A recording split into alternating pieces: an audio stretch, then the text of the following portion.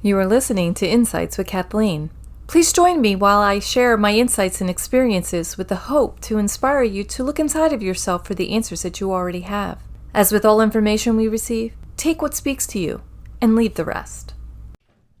Well, hello there. What's up, guys? I was just before we started recording, I was laughing so hard. Now I feel like my nasal passages are all clogged up. Like I feel like I'm talking through my nose. You feel like you're talking through your nose a little bit? A little bit. Unclog them. I have no clue how to do that, but do it. Yeah, well, I tried doing it earlier, but I was practicing like with cough. the mic, and I was blowing into a tissue, and I blew it into the mic, and Cherry was like, "Really?" It's like, come on, girl. Yeah, because you're like, see, I'm covering my nose. I'm like, but it's on the mic, man. That's like the whole thing. Well, before we really get into our conversation for today, I just want to welcome everybody back. We're so excited that you're here. And to let you know that if our sound sounds just a slight little different to those with really sensitive ears, it's because we are recording live from Sherry's college apartment. Yes. You almost stumbled you're like, wait, what do I say? Yes, from my college apartment. So that's really cool to be having you on another type of couch. I love it. Woohoo, We always have to do it on couches. Yeah. I feel like that's like what our thumbnail is too, of two people sitting on couches, because that's literally what we do. Yep. And we each have a beverage. We do. Water.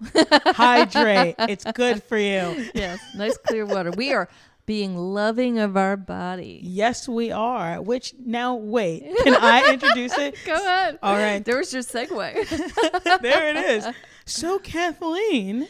Sherry. It seems like there is a topic you want to talk about today. Yeah. There's one that's been weighing heavy on my heart. Is that supposed to be me you're doing? Is that it? It's been weighing heavy on my heart. Heavy on my heart, All right. Here it is. You ready?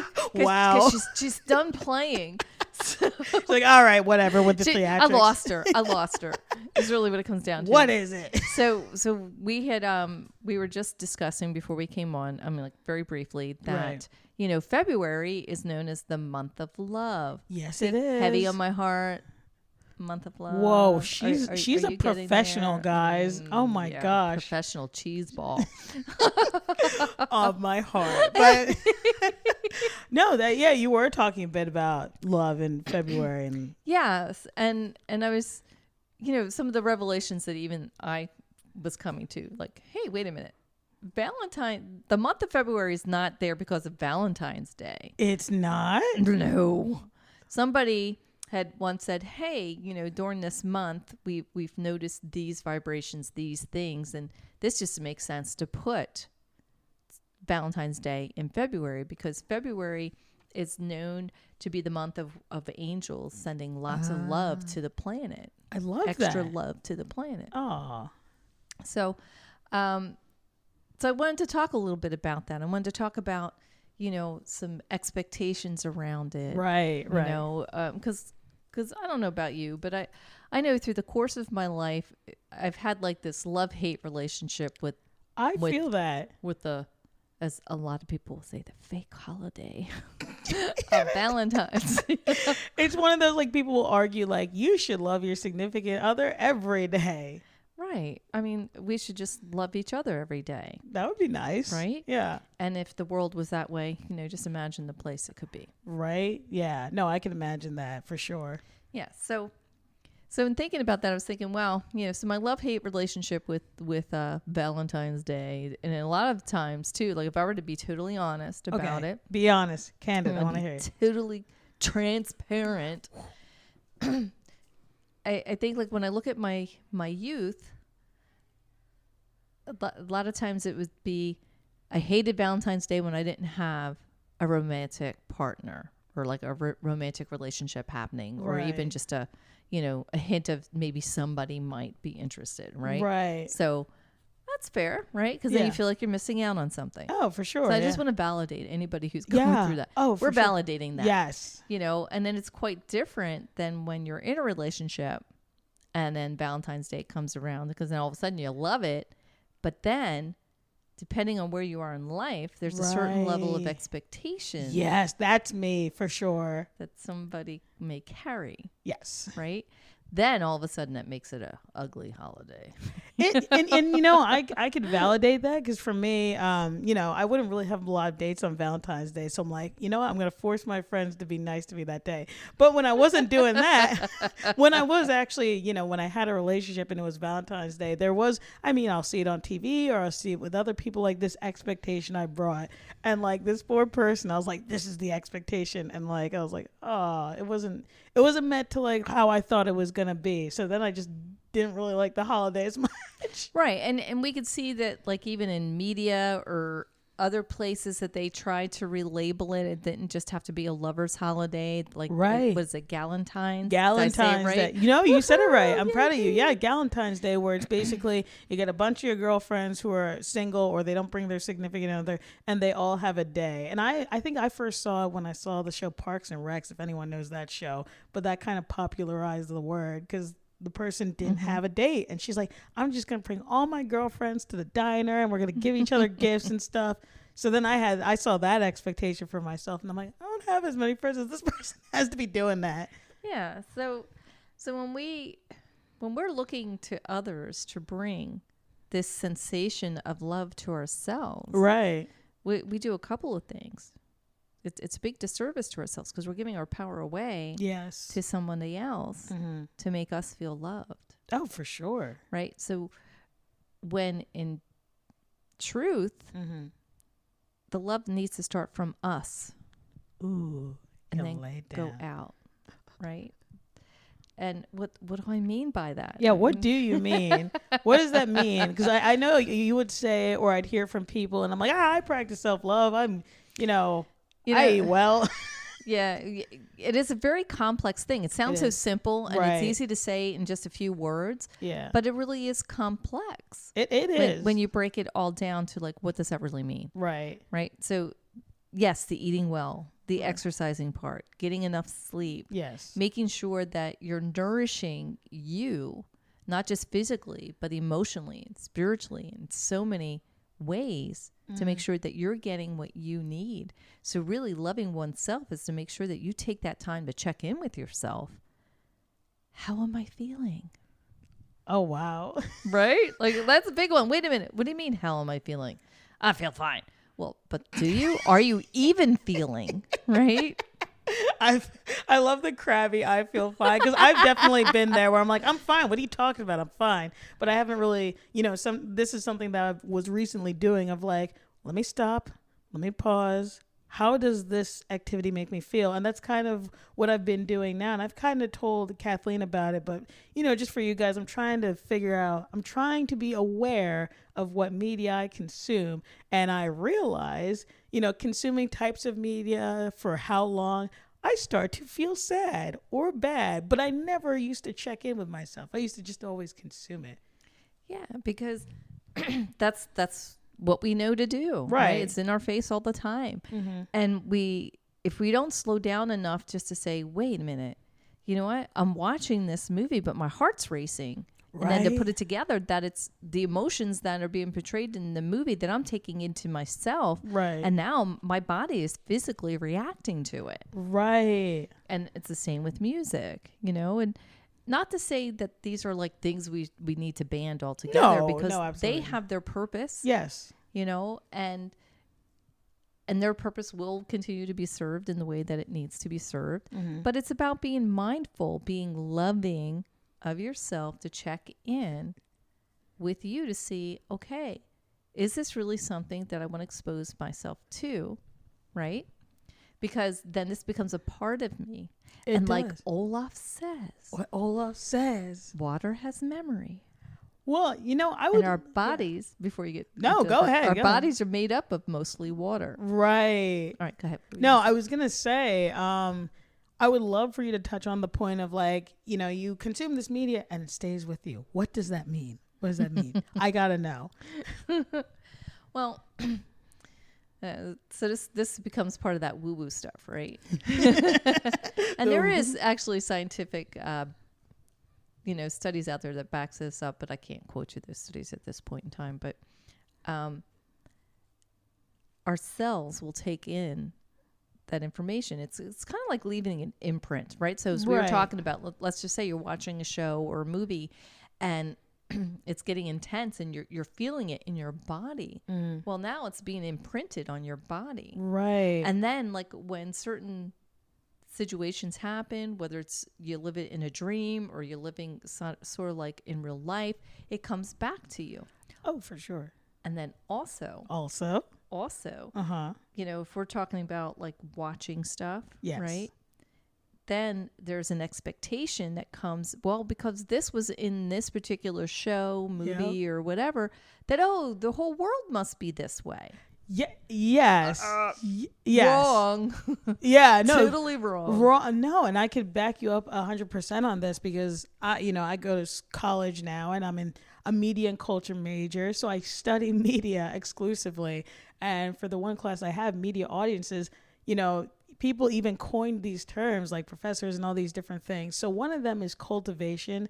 And that's essentially like, depending on how many hours a day you watch whatever media you're watching and for however long, over a period of time, it's going to shape your view. Not all the time, but most of the time, because you're going to kind of see your worldview through that because that's what you're exposing yourself to a lot of the time. Right. And that's provided that you're consuming it unconsciously. Right.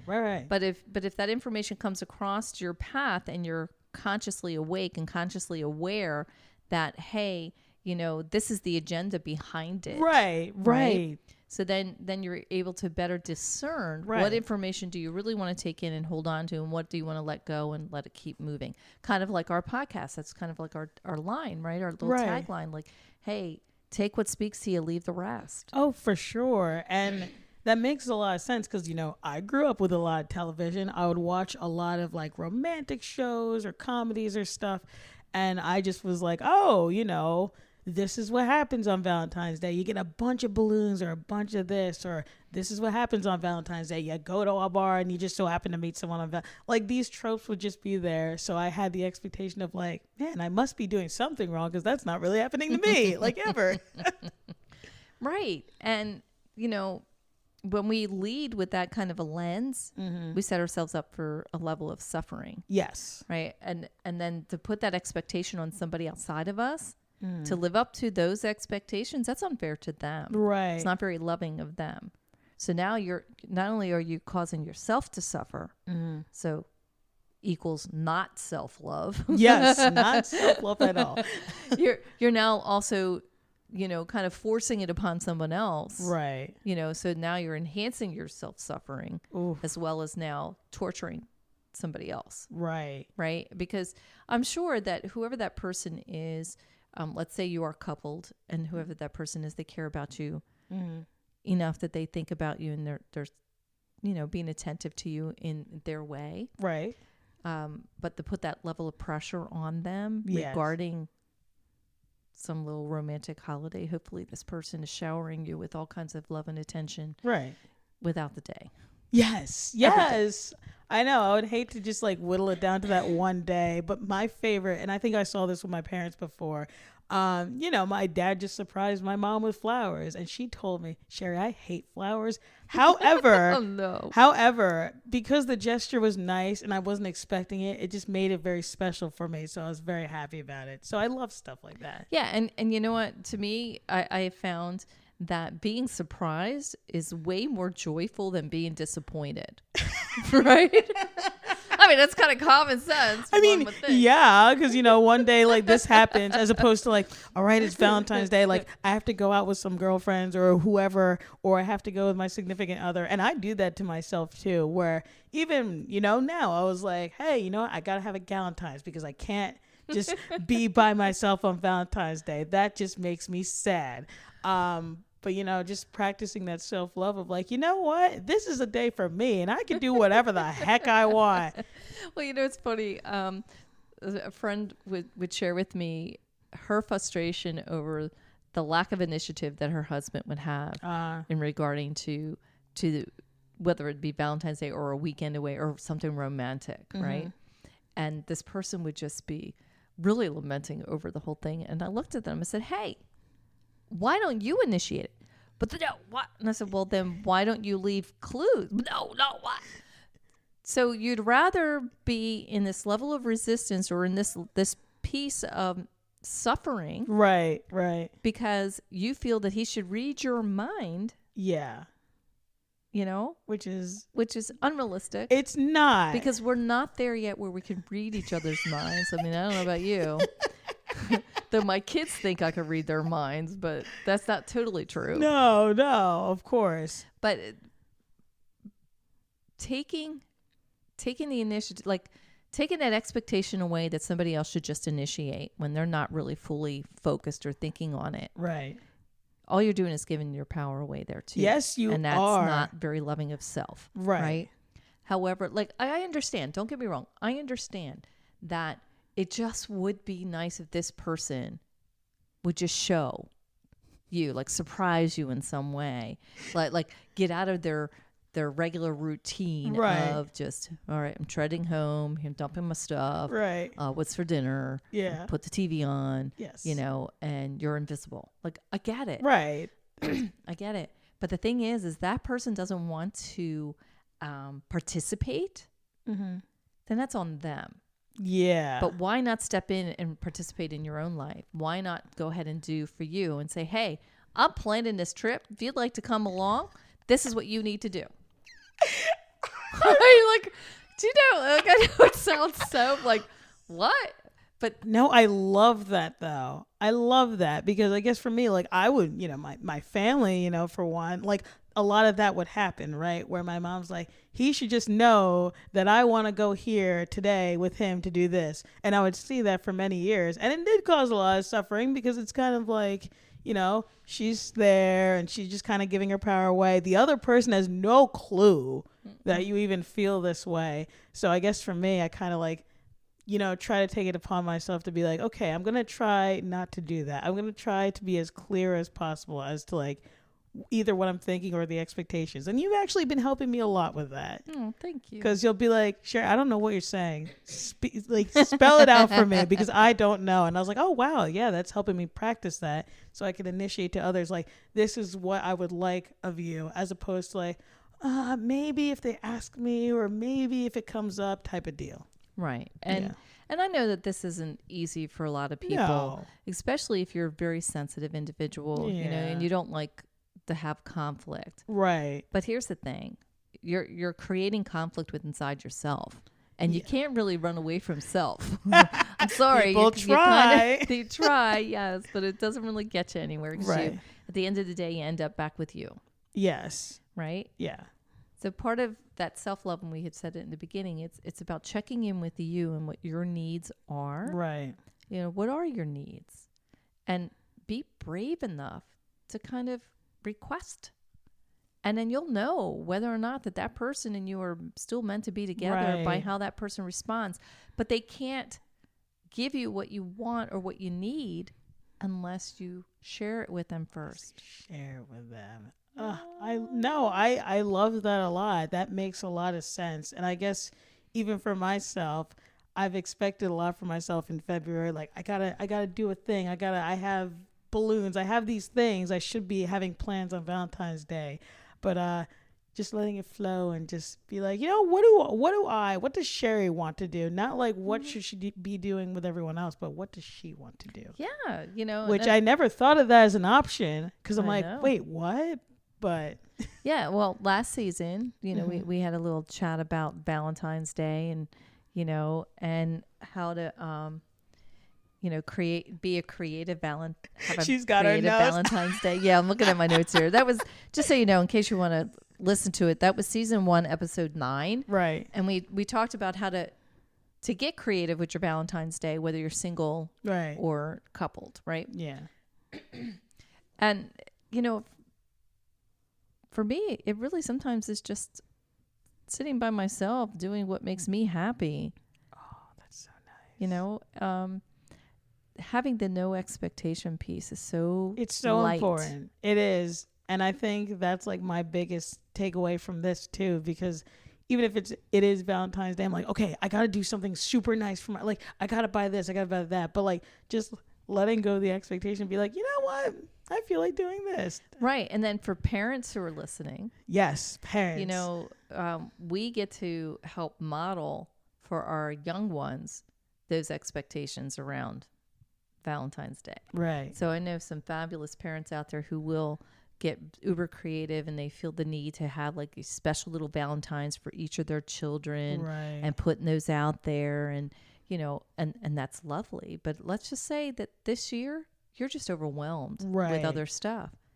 It's okay if it isn't as great as it was the year before, or Right. or that you don't do anything, you know, or maybe you do something that doesn't take quite as much effort, Right. you know, and teaching your children in that way, like this should never be an expectation, Right. right? That's a big one. Yeah. And then maybe even turning it around to say, hey, yeah, mom's had a mom or dad. I don't want to leave anybody out there because just about either one could do it, right? Right. Has just been busy or a really rough time, and let the kids give you the Valentines. Right. I mean, like, how cool would that be? Wouldn't that be so fun? I bet they would love to make that too, or something, be a part of that. Yeah. Or, you know, hey, we see a neighbor in need. Maybe this is an opportunity to shower some affection That's nice. towards somebody in need, you know? I love that. Wouldn't that be nice? That would be nice. Right? Yeah. So, if anyone listening is looking to have something on a more spiritual side, something a little more in depth, Teresa V, so Teresa Theresa, I'm really going to test my spelling now. The last name is Vee. We will link it here. Yes. She had channeled a message from the angels, and it's a beautiful message about love, and it's actually pretty complex. Wow. Easy read, but Okay. it is long, and pretty thorough, and I think that it's really valuable for Nice. anybody who finds any interest in this topic here and would like a little bit more. I do love how her channel laid it all out, and it is, as I said, very organized. I love that. Yeah. I almost well, want to give me a listen to that. Yeah. Well, you know what, Cherry? What? I love you. I love you too. And I love everybody who's listening. I love them too. So thank you so much for tuning in. Of course. Thank you for tuning in. Remember that you are bigger than anything that you are going through or anything that is happening around you.